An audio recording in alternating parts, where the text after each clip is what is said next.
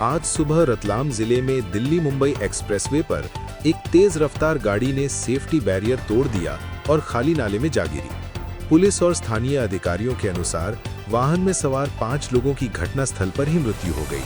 प्रारंभिक जानकारी में कहा जा रहा है कि ड्राइवर ने नियंत्रण खो दिया और गाड़ी एक्सप्रेसवे के अंदरूनी हिस्से की ओर मुड़ते हुए सुरक्षा बैरियर को पार कर गई। दुर्घटना के बाद एम्बुलेंस और स्थानीय प्रशासन ने मौके पर पहुंचना शुरू किया, परंतु घायल गंभीर थे और सभी को अस्पताल ले जाते समय चिकित्सकीय सहायता के बावजूद उनकी जान नहीं बच सकी। ये क्षेत्र ट्रैफिक के लिहाज से संवेदनशील माना जाता है और एक्सप्रेसवे पर आगामी दिनों में सुरक्षा जानकारी की समीक्षा की जा सकती है। पुलिस ने वाहन की प्राथमिक जांच शुरू कर दी है। स्पीड, ब्रेक फेलियर या मानव त्रुटि, इन पहलुओं की छानबीन जारी है। लोकल प्रशासन ने प्रभावित परिवारों को प्राथमिक राहत पैकेज देने की घोषणा की है और आगे विस्तृत जांच के निर्देश भी दिए गए हैं। आज इंदौर में आयोजित एमपी टेक ग्रोथ कॉन्क्लेव 2.0 में राज्य सरकार ने स्पेस टेक पॉलिसी 2025 का ड्राफ्ट पेश किया, जिसका मकसद मध्य प्रदेश को देश के स्पेस टेक इकोनॉमी में एक प्रमुख हब बनाना है। नीति का दायरा सैटेलाइट निर्माण से लेकर ग्राउंड स्टेशन, अर्थ ऑब्जर्वेशन और डेटा एनालिटिक्स तक फैला हुआ है। राज्य सरकार ने पहले 5 सालों में 30 स्पेस स्टार्टअप आकर्षित करने, 900 करोड़ रुपए निवेश लाने और लगभग 2000 स्किल्ड नौकरियां सृजित करने के लक्ष्य का उल्लेख किया है। नीति के तहत स्पेस ग्रेड इंफ्रास्ट्रक्चर के लिए एक चरणीय रीइंबर्समेंट और 40% तक की सहायता का प्रावधान है, किसी यूनिट पर कैप के साथ, और एक 200 करोड़ रुपए का वैकल्पिक निवेश कोष यानी ऑल्टरनेटिव इन्वेस्टमेंट फंड तैयार करने का प्रस्ताव है। नीति विज्ञान और शिक्षा को बढ़ावा देने पर भी जोर देती है। आईआईटी इंदौर, IISER भोपाल जैसी संस्थाओं के साथ कोलैबोरेशन, सेंटर ऑफ एक्सीलेंस और छात्र इंटर्नशिप स्कीमें प्रस्तावित हैं। इस पहल से राज्य के हाईटेक इकोसिस्टम और एम्प्लॉयमेंट पर सकारात्मक प्रभाव की अपेक्षा है। साथ ही निजी निवेशकों और स्टार्टअप्स के लिए प्रोत्साहन पैकेज रखे जा रहे हैं। मौसम विभाग के आंकड़ों के अनुसार इस नवंबर में मध्य प्रदेश के कई हिस्सों में असामान्य रूप से ठंड की लहर आई है। खासकर इंदौर में रात का तापमान 7.6 डिग्री सेल्सियस के आसपास दर्ज किया गया और भोपाल में रातें 8.2 डिग्री सेल्सियस के नीचे रहीं। ठंड के बढ़ने से जिलों में स्कूलों के प्रातः शिफ्ट में समायोजन की सूचनाएं आई हैं। कुछ जिलों में सुबह की कक्षाओं के समय को बाद में किया गया ताकि विद्यार्थियों की सुरक्षा बनी रहे। ठंड का असर ग्रामीण इलाके के किसानों पर भी दिखा है। सब्जियों व फसलों के लिए जोखिम व परिवहन पर प्रतिकूल प्रभाव के कारण मंडियों में वितरण व्यवस्था पर दबाव बढ़ा है। स्वास्थ्य विभाग ने शीतल लहर से बचाव के निर्देश जारी किए हैं। विशेषकर वृद्धों व बच्चों के लिए गर्म कपड़ों, कंबल व हीटिंग की व्यवस्था की सलाह दी गई है। प्रशासन ने आश्रय व प्राथमिक चिकित्सा केंद्रों को अलर्ट रखा है और रात के दौरान तापमान की निगरानी के लिए लोकल टीमों की ड्यूटी बढ़ाई गई है। लोगों को सुबह शाम तेज ठंड के कारण वाहन चालकों से सावधानी बरतने का संदेश भी दिया गया है। आज आगरा मालवा क्षेत्र के किसान बिजली कट और सिंचाई पानी न मिलने के विरोध में नेशनल हाईवे पर चक्का जाम कर बैठे। किसानों ने बताया कि पिछले कुछ दिनों से बिजली आपूर्ति अनियमित रही है, जिससे पंप हाउस व सिंचाई प्रभावित हुई है और फसलों व खेतों में पानी नहीं पहुंच पाया। प्रदर्शन के कारण राष्ट्रीय राजमार्ग पर लंबा जाम लगा। यात्रियों व मालवाहक वाहनों को परेशानी का सामना करना पड़ा। स्थानीय विधायक व प्रशासन की ओर से मध्यस्थता की कोशिशें हुईं और बाद में वार्ता के बाद कुछ वादे किए गए, परंतु किसानों का रोष तभी शांत हुआ जब बिजली आपूर्ति व क्षतिग्रस्त ट्रांसफार्मरों की मरम्मत का तत्काल आश्वासन मिला। प्रशासन ने प्रभावित ट्रैफिक के लिए वैकल्पिक मार्ग जारी किए और जल्द समाधान के लिए विद्युत विभाग को सक्रिय रहने के निर्देश दिए। ये घटना राज्य में ग्रामीण बिजली आपूर्ति तथा कृषि निर्भर इलाकों में बुनियादी सुविधाओं की आवश्यकता पर बहस को फिर से जिंदा करती है। नारायणगंज के बबैया पुल से एक चावल लद्दा भारी ट्रक नदी में गिर गया। घटना के बाद 36 घंटे से अधिक बीतने के बाद भी ट्रक अभी तक पूरी तरह नहीं निकाला जा सका और राज्य आपदा प्रतिक्रिया बल SDRF बचाव कार्य में लगा हुआ है। स्थानीय अधिकारियों ने बताया कि ट्रक में भारी मात्रा में अनाज था और पुल के कमजोर हिस्से के पास गिरने के कारण निकासी में कठिनाई आ रही है। SDRF व स्थानीय प्रशासन ने गोताखोरों और क्रेनों की मदद से ट्रक व माल निकालने के प्रयास तेज कर दिए हैं, परंतु पानी की धारा व गहराई को ध्यान में रखते हुए बचाव निकासी कार्य सतर्कता के साथ जारी है। घटना से पुल व आसपास की छोटी आर्थिक गतिविधियां प्रभावित हुई हैं। कुछ समय के लिए यातायात बाधित रहा और स्थानीय मछुआरों व किसानों को प्रभावित होने की आशंका जताई गई। प्रशासन ने प्रभावित क्षेत्र के निवासियों को सुरक्षित क्षेत्र में शिफ्ट करने तथा अनाज के नुकसान का आंकलन करने के निर्देश दिए हैं। भोपाल के प्रशासन ने SIR संचालन में तीव्रता लाने के निर्देश जारी किए हैं और BLO यानी बूथ लेवल ऑफिसर्स और सुपरवाइजरों के साथ सतत संवाद बनाए रखने पर जोर दिया गया है। कलेक्टर व स्वास्थ्य प्रशासन के निर्देशों का उद्देश्य लोकल सरकारी स्कीमों व स्वास्थ्य पहलों की गति बढ़ाना और समस्या उत्पन्न होने पर त्वरित समाधान सुनिश्चित करना है। अधिकारियों को कहा गया है कि वे क्षेत्रीय शिकायतों को प्राथमिकता दें और हर समस्या का तत्कालिक फॉलोअप सुनिश्चित करें, विशेषकर उन जिलों में जहां प्राथमिक स्वास्थ्य सेवाओं व मतदान ऑपरेशनल गतिविधियों में देरी दिखी है। ये कदम राज्य में प्रशासनिक जवाबदेही और ग्रासरूट स्तर पर समन्वय को मजबूत करने के इरादे से उठाया गया है। निर्देशों में लोकल टीमों की मॉनिटरिंग व रिपोर्टिंग तंत्र को सुदृढ़ करने के उपाय भी सुझाए गए हैं। भोपाल में हुई भाजपा नेताओं की बैठक में संगठनात्मक समन्वय, आगामी कार्यक्रमों की रूपरेखा और बिहार चुनाव में मिले अनुभवों पर चर्चा हुई। बैठक में प्रदेश अध्यक्ष और कई वरिष्ठ नेता शामिल हुए, जिनमें संगठन की मजबूती, SIR अभियान की समीक्षा और भविष्य की राजनीतिक नियुक्तियों पर विचार विमर्श हुआ। पार्टी नेता हेमंत खंडेलवाल ने कहा कि संगठन और सत्ता के बीच बेहतर तालमेल सुनिश्चित करने के निर्देश दिए गए हैं। बैठक में विभिन्न कार्यक्रमों, आत्मनिर्भर भारत, सरदार पटेल वंदे मातरम जैसे अभियानों के क्रियान्वयन पर भी चर्चा हुई।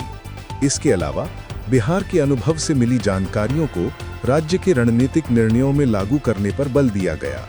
राजनीतिक समीकरणों और स्थानीय नेतृत्व के सशक्तिकरण के लिए आगामी समय में और भी बैठकों की योजना बन सकती है। इंदौर में एक आधुनिक food and drug testing laboratory यानी कि FDTL का उद्घाटन हुआ, जिसका उद्देश्य खाद्य एवं दवा नमूनों की तेज और पारदर्शी जांच सुनिश्चित करना है। ये राज्य में दूसरा ऐसा इंस्टीट्यूट है। भोपाल के बाद इंदौर में भी ये सुविधा शुरू होने से उपभोक्ता सुरक्षा व व्यापारिक पारदर्शिता में सुधार की उम्मीद है। मुख्यमंत्री व स्वास्थ्य मंत्रियों ने इसकी उपयोगिता पर जोर दिया और बताया कि राज्य के अन्य हिस्सों में भी ऐसे लैब्स का विस्तार किया जाएगा। जबलपुर, ग्वालियर और बाद में जिला स्तरीय केंद्रों की योजना है। इस पहल से नकली व मिलावटी खाद्य पदार्थों पर नियंत्रण सख्त होगा और छोटे व मध्यम खाद्य उद्यमों को गुणवत्ता प्रमाणन में मदद मिलेगी। साथ ही स्वास्थ्य सेवाओं के स्तर को उठाने के लिए मेडिकल संस्थानों व अस्पतालों के लिए भी सुविधाओं का विस्तार प्रस्तावित है। आज जनजातीय गौरव दिवस के मौके पर मुख्यमंत्री ने राज्य की जनजातीय परंपराओं, कलाओं और विकास पहलों का जश्न मनाया और जनजातीय समुदायों के कल्याण के लिए नई पहलों का आश्वासन दिया। कार्यक्रम में जनजातीय नेतृत्वों को शामिल कर उनके मुद्दों पर संवाद किया गया। शिक्षा, स्वास्थ्य, जमीन एवं जीवन निर्वाह संबंधी योजनाओं पर विशेष ध्यान दिए जाने की बात कही गई। प्रदेश सरकार ने कुछ जिलों में अनुदान वितरण व नवाचार योजनाओं की रूपरेखा साझा की, ताकि सांस्कृतिक संरक्षण के साथ साथ आर्थिक सशक्तिकरण भी हो सके। कार्यक्रम का उद्देश्य जनजातीय युवा शिक्षा, कौशल विकास और स्थानीय स्वरोजगार के अवसर बढ़ाना बताया गया। सरकारी संवाद विभाग ने भी आज की गतिविधियों की विस्तृत रिपोर्ट और फोटो जारी की। डिंडौरी जिले और आसपास के जिलों ने शीतल लहर के प्रभाव को देखते हुए स्कूलों के सुबह शाम के समय में परिवर्तन किया है। प्रशासन ने आदेश दिए हैं कि सुबह की कक्षाएं देर से शुरू की जाएं और आवश्यकता अनुसार बच्चों की सुरक्षा व उपस्थिति का ध्यान रखा जाए।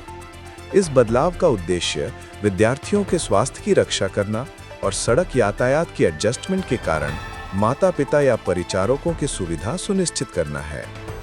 कुछ एहतियाती उपायों में स्कूली बस सेवाओं का समय बदलना, सुबह के समय स्कूल की फिजिकल एक्टिविटी को सीमित करना और स्कूलों में हीटिंग या गर्म पेय की व्यवस्था शामिल है। शिक्षा विभाग ने शिक्षकों व अभिभावकों से समन्वय बनाए रखने का आग्रह किया है, ताकि बच्चों की पढ़ाई प्रभावित न हो और सुरक्षा प्राथमिकता बनी रहे। आज कुछ जिलों से यह रिपोर्ट मिली कि पेट्रोल पंप तथा छोटे दुकानों में चोरी व रात्रिकालीन तोड़फोड़ की घटनाएं दर्ज हुईं। स्थानीय पुलिस ने पेट्रोल पंप ऑपरेटरों को सतर्क रहने सीसीटीवी के रखरखाव और रात्रि गश्त तेज करने की सलाह दी है। पुलिस ने घटनाओं के आधार पर सर्विलांस बढ़ाने और संदिग्धों की पहचान हेतु स्थानीय निवासियों से मदद मांगी है। प्रशासन ने व्यापारियों को नजदीकी थाने में नियमित रिपोर्टिंग और इंश्योरेंस क्लेम्स की प्रक्रिया तेज करने के निर्देश दिए। कुछ मामलों में तकनीकी प्रमाण, सीसीटीवी फुटेज व संदिग्धों के मोबाइल लोकेशन डेटा का उपयोग कर प्राथमिकी दर्ज की जा रही है। पुलिस प्रशासन ने नागरिकों से आग्रह किया है कि वे किसी भी अनियमित गतिविधि की सूचना तुरंत दें। मध्य प्रदेश स्वास्थ्य विभाग ने ठंड के बढ़ते प्रभाव को देखते हुए विशेष दिशा निर्देश जारी किए हैं। वृद्ध नागरिकों, बच्चों और गर्भवती महिलाओं के लिए अतिरिक्त सुरक्षा और प्राथमिक स्वास्थ्य सेवाओं की उपलब्धता सुनिश्चित करने के निर्देश दिए गए हैं। स्थानीय स्वास्थ्य केंद्रों को वार्मिंग सेंटर के रूप में तैयार करने, प्राथमिक उपचार दवाओं का स्टॉक बढ़ाने और ग्रामीण व हाउस कॉल सेवाओं को सक्रिय रखने का आदेश हुआ है। साथ ही स्कूली बच्चों के लिए फ्लू जैसी बीमारियों की रोकथाम हेतु तापमान व लक्षणों की निगरानी बढ़ाने का भी निर्देश दिया गया है। स्वास्थ्य विभाग ने जनता को सलाह दी है कि वे ठंड से बचने के लिए गर्म कपड़े, पर्याप्त पोषण व हाइड्रेशन पर ध्यान दें और तेज बुखार या श्वसन तंत्र में समस्या होने पर नजदीकी स्वास्थ्य केंद्र से संपर्क करें। कई रिपोर्टों में एमपी टेक ग्रोथ कॉन्क्लेव के दौरान आईटी तथा टेक स्टार्टअप्स के लिए बड़े निवेश की घोषणाओं का उल्लेख है।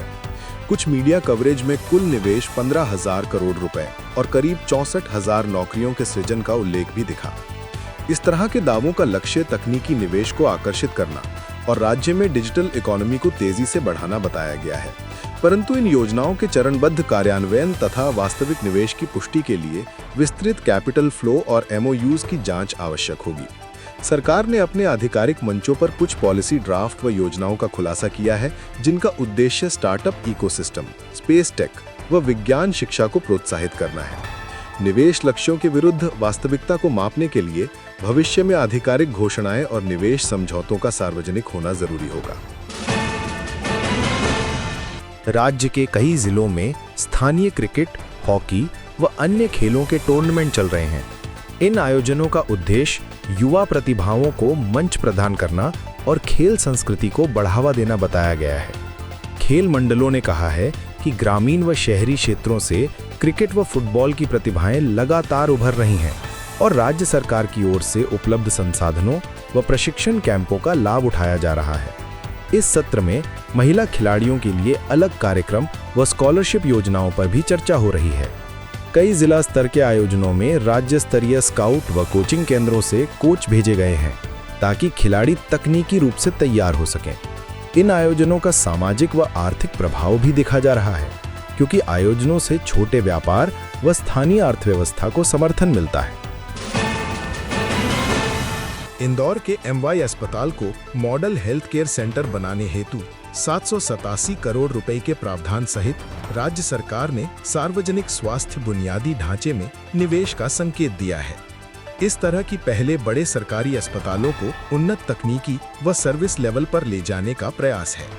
इससे न केवल मरीजों को बेहतर इलाज मिलेगा, बल्कि चिकित्सा शिक्षा व प्रशिक्षण के लिए भी अवसर बनेंगे। साथ ही food and drug testing lab जैसी नई सुविधाओं के विस्तार से खाद्य सुरक्षा व दवा परीक्षण प्रणाली मजबूत होगी। ये घोषणाएं सार्वजनिक स्वास्थ्य के क्षेत्र में दीर्घकालिक सुधार की दिशा में सकारात्मक कदम मानी जा रही हैं, परंतु कार्यान्वयन की गति और वित्तीय पारदर्शिता पर निगरानी जरूरी होगी। एमपी टेक ग्रोथ कॉन्क्लेव में न केवल निवेश बल्कि छात्रों व युवाओं के लिए स्किल इंटर्नशिप प्रोग्राम्स का प्रस्ताव भी रखा गया। मिशन कल्पना जैसे स्टूडेंट चैलेंज और स्टाइपेंड आधारित इंटर्नशिप्स के जरिए युवाओं को स्पेस टेक व डेटा साइंस क्षेत्रों में जोड़ा जाएगा। राज्य का लक्ष्य है कि तकनीकी शिक्षा संस्थानों के साथ साझेदारी करके रोजगारोन्मुखी प्रशिक्षण और अद्यतन पाठ्यक्रम लागू किए जाए। इस पहल के माध्यम से स्थानीय प्रतिभाओं को नौकरी रुचि के केंद्रों से जोड़ने तथा स्टार्टअप्स को प्रशिक्षित कर्मचारियों के साथ सहयोग करने का अवसर मिलेगा। यदि ये प्रोग्राम सही रूप से लागू हुए तो राज्य में तकनीकी क्षेत्र में दीर्घकालिक रोजगार सृजन संभव है। राज्य के कुछ हिस्सों में हुई सड़क दुर्घटनाएं, चक्का जाम व खराब मौसम के कारण लॉजिस्टिक्स प्रभावित हुए हैं।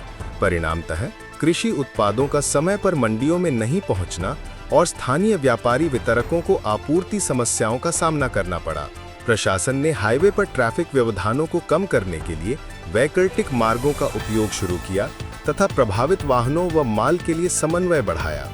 इस स्थिति ने खाद्य वितरण चेन, विशेषकर ताज़ा सब्जियों और दूध जैसे संवेदनशील माल की सप्लाई लॉजिस्टिक्स पर प्रभाव डाला है। राज्य सरकार व स्थानीय एजेंसियां लॉजिस्टिक्स नेटवर्क मजबूत करने और आपातकालीन राहत वर्क के लिए संसाधन निर्देशित करने में लगी हैं। कई स्थानीय समुदायों ने आज जिला स्तरीय रोजगार व विकास योजनाओं की मांग को लेकर आवाज उठाई। इनमें युवा बेरोजगारी, कौशल प्रशिक्षण और स्थानीय निवेश की कमी प्रमुख मुद्दे रहे। समुदायों ने सरकार से मांग की कि वे स्थानीय संसाधनों के आधार पर स्वरोजगार योजनाओं और छोटे उद्यमों के लिए अनुदान व प्रोत्साहन दें। जिला प्रशासन ने आश्वासन दिया कि आवेदनों की त्वरित समीक्षा होकर पात्र योजनाओं को प्राथमिकता दी जाएगी तथा स्थानीय स्तर पर रोजगार मेले आयोजित किए जाएंगे।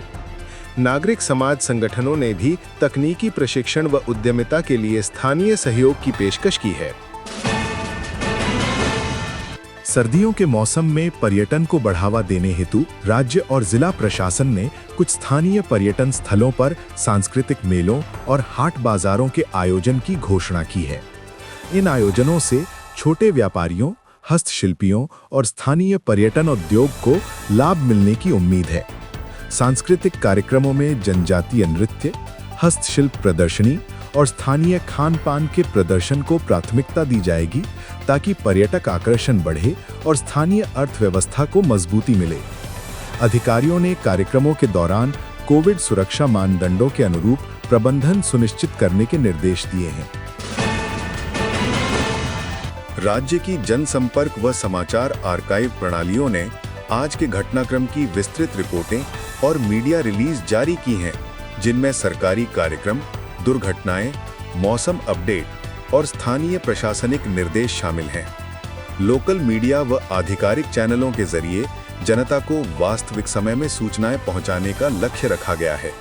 साथ ही समाचार अभिलेखागार में आगामी जांच विवरण हेतु केस स्टडी व रिकॉर्ड सुरक्षित किए जा रहे हैं।